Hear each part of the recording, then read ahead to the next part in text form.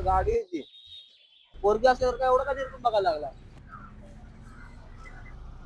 साल्या, तुझ्या मनातच पाप आहे.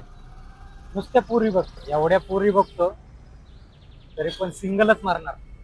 अरे खरा पनवती ना तू आहे. तू सोबत फिरतो ना म्हणून पोरी मला पडत नाही सांगतोय. तशाही पटणार नाही. ते सोड, ती गाडी बघ किती सेक्सी आहे.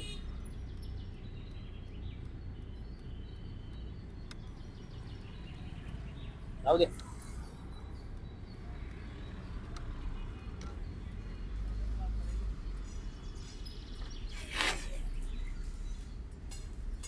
पैसा रे, पैसा पाहिजे मायला.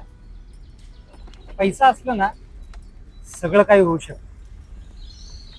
काय पाहिजे ते घेऊ शकतो, कुठं फिरायचंय तिकडे फिरू शकतो.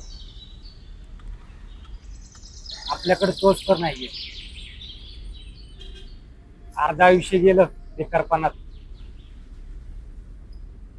तिशी झाली तरी काही नाही. काय सारखं सारखं पैसे करत असतो?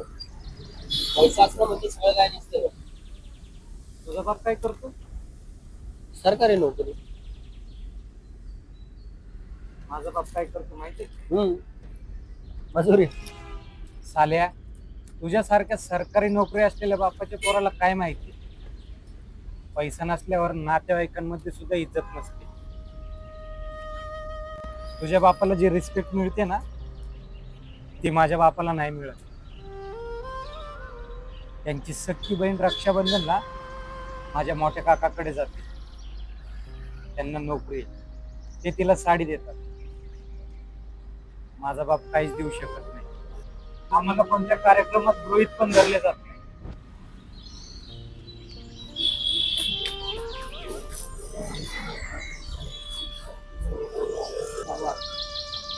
पैसा बाहेर इज्जत देतो रे,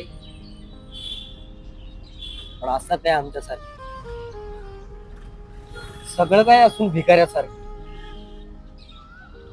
माझा बाप ना कधी घरी येतो कधी घराबाहेर जातो हे मला नाही माहित. अरे एवढंच आहे, माझ्या बापाला आहे ना किती पगार आहे हे सुद्धा मला माहिती नाही.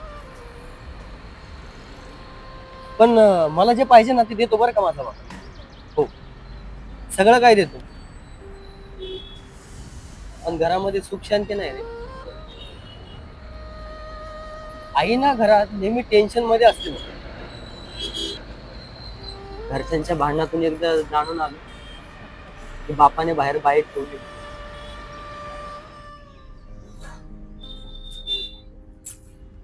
बाप तिला पैसे देतो, एवढंच नाही बापापासून तिला मूल सुद्धा आहे म्हणे. आणि हे कळाल्यापासून आई खूप टेन्शन मध्ये असते. बाप जर घरी नाही आला ना तर समजून जायचं की तो तिच्याकडे आहे म्हणून. तुला सांगतो, पैसा असला ना की माणूस बदलतो. माणूस माणूस राहत नाही माहितीये.